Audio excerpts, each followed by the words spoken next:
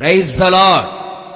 సకల ఆశీర్వాదములకు కారకుడైన యేసుక్రీస్తు ప్రభుల వారికి మహిమ, ఘనత, ప్రభావములు యుగయుగములు కలుగునుగాక.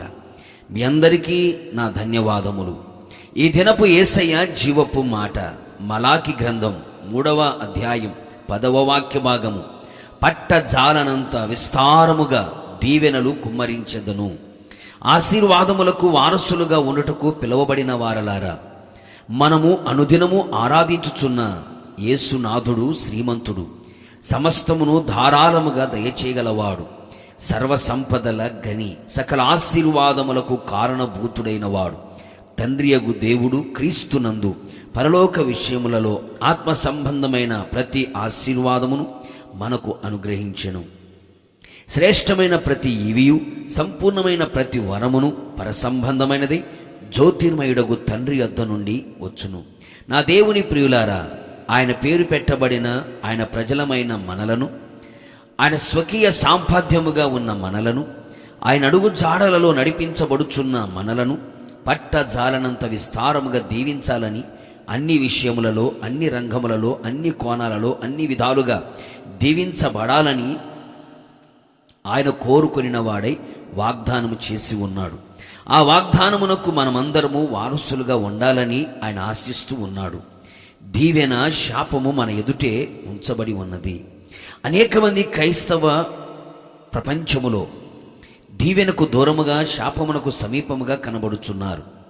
శారీరకంగా అన్ని విధాలుగా దీవెనకరముగా కనబడినప్పటికీ ఆత్మీయ జీవితములో దీవెన లేని వారే కనబడుచున్నారు.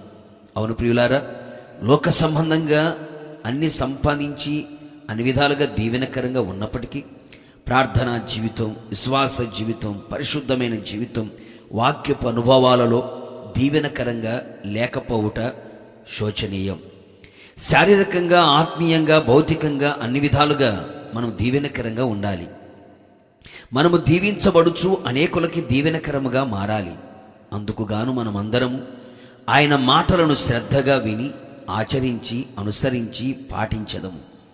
ఆయన ఆజ్ఞలన్నిటినీ అనుసరించి నడుచుకొనేదము.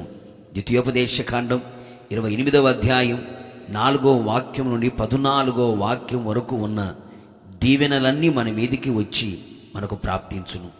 యథార్థమైన జీవితమును జీవించుచు కపటము లేనివారై యథార్థతను విడువక గట్టిగా పట్టుకొని రెండింతలుగా దీవించబడెదము. లోకమును, లోకములో ఉన్న మాలిన్యమును, లోక సంబంధమైన మనుషులను వెంబడించక, ప్రవర్తనని మలినము చేసుకొనక, మన సత్ప్రవర్తనను అధికముగా చేసుకొని యెహోవా చేత దీవెన నొందిన వారిగా ఉండేదము. ఎల్లప్పుడూ మన హృదయములో ప్రార్థన, వాక్యము, ఉపదేశము, అనుభవాలతో నింపబడి మన గుడారములో దీవించబడిన వారిగా కనబడేదము. అన్ని విషయములలో నమ్మకమైన జీవితమును ప్రభు ఎదుట జీవించుచు మిండైన దీవెనలు పొందుకొనిదము. ఇలాగున మనమందరము చేసి ఆయనిచ్చు దీవెనలకు పాత్రులమై ఉందుము. ప్రభుతో యుగయుగములు నిలిచెదము. ప్రార్థన. శ్రీమంతుడవైన నా యేసయ్య, నీ పరిశుద్ధ పాదములకి స్తోత్రములు. మరొక్కసారి మా జీవితములో పట్టజాలనంత విస్తారమైన దీవెనలు కుమ్మరించాలని మీరిచ్చిన జీవపు మాట కొరకు స్తోత్రాలు. అవును తండ్రి, మీ దీవెనలకు మేము పాత్రులుగా ఉండునట్లుగా మీ మాటలు శ్రద్ధగా విని ఆలకించి పాటించువారిగా, యథార్థమైన జీవితము చేయువారిగా, ప్రార్థనా జీవితము కలిగిన వారిగా, వాక్యానుసారముగా జీవించేవారిగా, నమ్మకమైన వారిగా మీ సన్నిధిలో కనబడునట్లుగా కృప దయచేసి మీ దీవెనలతో మమ్మల్ని నింపి రాకడకు సిద్ధపరచమని యేసు నామములో అడుగుచున్నాను తండ్రి, ఆమేన్.